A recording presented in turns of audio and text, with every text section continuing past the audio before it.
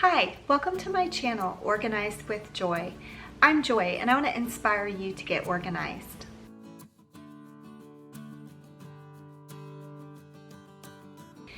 So I often see creative content where the creators are sharing all the things they no longer buy. Typically this comes from minimalists, but it could be a variety of people just sharing a list of all the things that they no longer use now that fill in the blank. They're minimalists or they're low waste or zero waste or whatever it might be. And truthfully, that type of content can sometimes get me feeling down or a little bit guilty about some of the things that I purchase. And so today I want to do something a little bit different and share with you the 15 things that I kind of wish that I could quit buying and why I still buy them. So the first item is paper towels or paper napkins.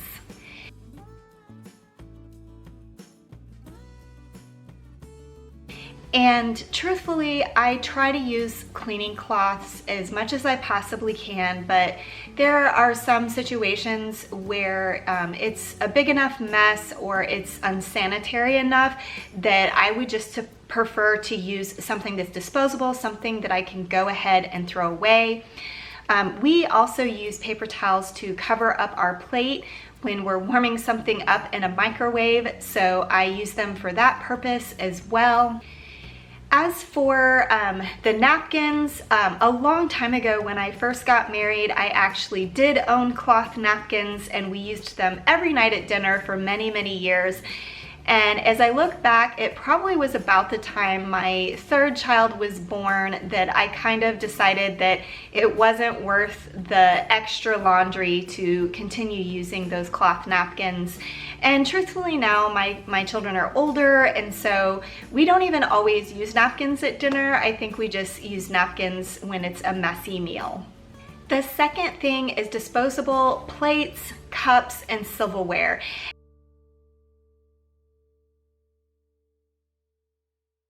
And truth be known, we very rarely use these items. I do have them on hand just in case of an emergency, but also if my kids have friends over, I like to especially have plastic or paper cups on hand for them to use. And if we have a party or a larger gathering at our house, I sometimes choose to use disposable items as well.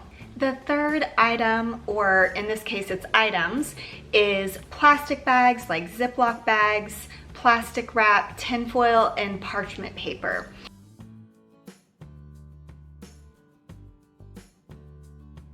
And again, truthfully, I don't use these frequently.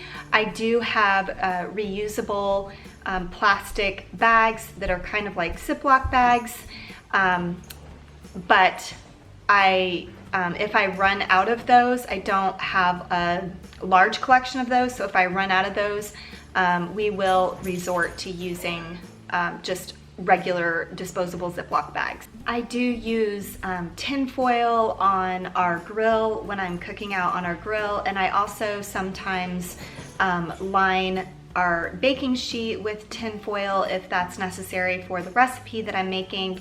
And the same with the parchment paper. I sometimes will line our baking sheets with parchment paper if the recipe calls for that.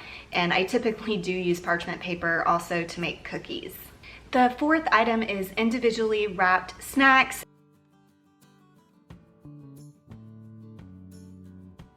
And I know that this creates a lot of extra packaging. I'm not a huge fan of that, but it is nice to have snacks that are individually portioned out. And I don't typically buy like chips or crackers that way, but I do buy things like protein or breakfast bars, oatmeal packets, and then those quick and easy meals like a cup of macaroni and cheese or ramen or something like that. Those types of things are great for teenagers because it doesn't make a big mess and it also doesn't create leftovers that you have to deal with. Fifth is home decor.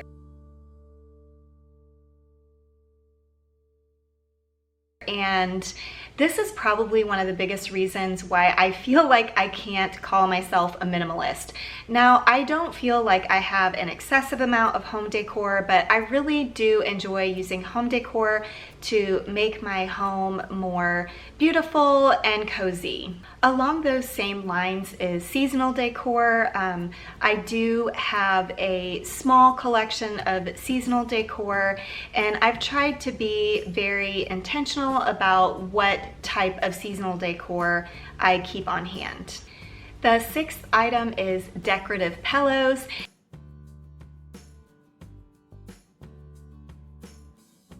And honestly, it's been a really long time since I've actually purchased new decorative pillows. If you've been following me for a while, you might know that in 2019, I did a no-spend year with regards to home decor and clothing. And so all last year, I didn't purchase any pillows. And now this is May of 2020, and I actually still have not purchased new pillows, but I do like to, when I can, choose pillow covers instead of purchasing an entire pillow, and that way it's easier to store when I want to rotate out different pillows. I do love using decorative pillows to make my home just more cozy and inviting. The seventh item is fake plants.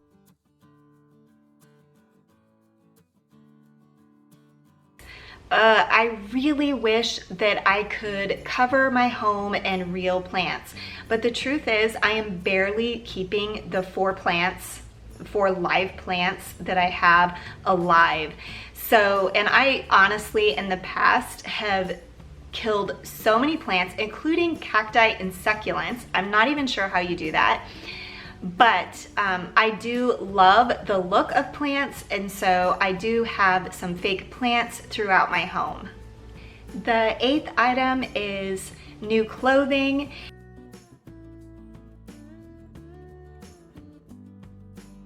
And like I mentioned, I did a no-spend year with regards to home decor and clothing. So in 2019, I wasn't bringing new items into my wardrobe.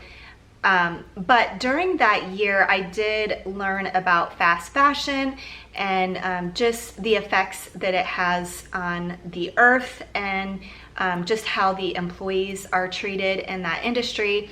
And so it really did change some of my spending habits. So now when I want to add pieces to my wardrobe, I like to buy things secondhand. And my favorite way to do that is through the Poshmark app. I actually have sold a lot of my own items on that app, and I've used that app to purchase new to me items. And if I don't buy secondhand, I really like to support small businesses or boutiques, and I like to make sure that the companies that I'm purchasing from have ethical practices. I also will do the one in, one out rule, meaning when I purchase something, I get rid of an item that is similar or like it to kind of replace it so that I kind of stay at the same amount of clothing. But I do really enjoy putting together outfits, and it's just kind of a creative outlet for me. The ninth item is disposable feminine products.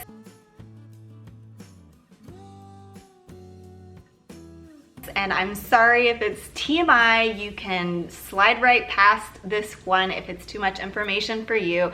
But I did try 2 different period cups, and both of them were not like cheap in my opinion. They were $20 to $30. And ultimately I felt like I'm getting close enough to menopause where it really isn't worth it for me to keep trying different cups to see if they will work. So I do purchase disposable feminine products. Number 10 is disposable Q-tips and cotton pads or cotton balls.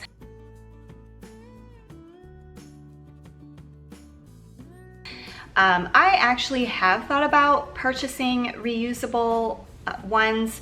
But if you have done so, in the comments down below, please let me know if they're easy to take care of. Do you just wash them in the sink? Do you wash them in the washer? Or how does that work out? And I just can't figure out like how many I would need. And yeah, so currently I am using the disposable kind. Number 11 is cleaning products.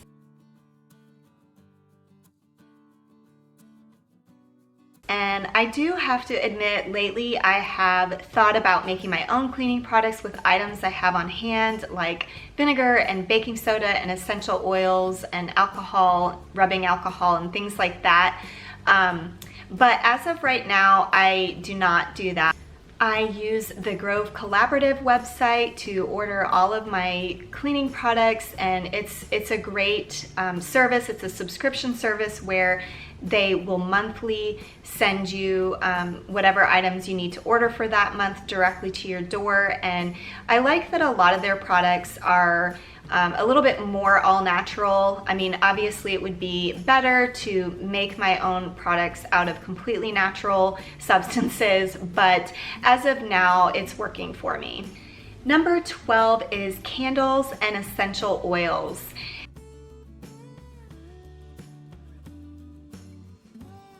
And I know that there is some conflicting data on the hazards, especially of essential oils, and I won't really get into that, but I do purchase candles that are soy-based. I know that they still probably have some chemicals in them because of the scent that is in those candles, but I do like my house to smell good, and so I tend to either have candles burning or essential oils diffusing into the air. I did used to use those plugins made by Glade, and then later on I started using the Yankee Candle version of the plugins. I just really like my house to smell good. But I did stop using those because I know that those are definitely chemical based and really not great, especially for kids and pets, but not even great for any human to be inhaling.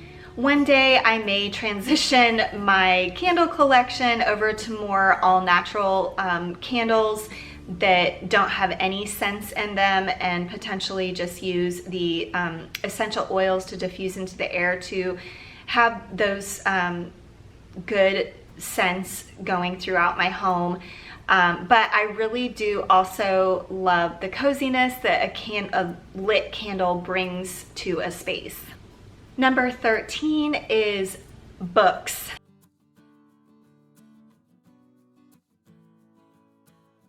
I do like physical books. I like to be able to turn the pages. I don't know what it is. I like to be able to like see how much farther I have to go and that sort of thing. I have been thinking about using the library service where you can rent ebooks or audiobooks really easily. I think that that is definitely a great alternative, but if I want to read a book, I tend to buy it or borrow it. Number 14 is coffee from a coffee shop.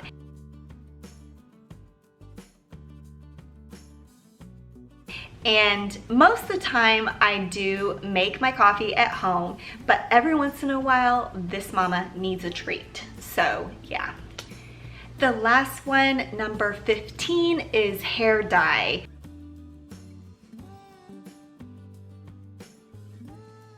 I am 45 years old, so that's definitely old enough to have gray hair, but still young enough, in my opinion, to continue to look young. I personally think it's okay to do what you can to stay looking young, whether that's exercise, eating healthy, drinking lots of water, or even dyeing your hair. I know that some people may see that as vain, but honestly, that's not how I feel about it. And I know that one day I will definitely give up on it and let the gray grow out. But as of today, I am still using hair dye. Well, I hope this video made you feel better. If you're like me and you're striving to be more minimal, but there's just certain things that you are still purchasing because that's just what makes sense for you or for your family, I hope this just made you feel a little bit better. And I did write a blog post with all this information, so if you're interested in going to read that, I will link my website in the description box below.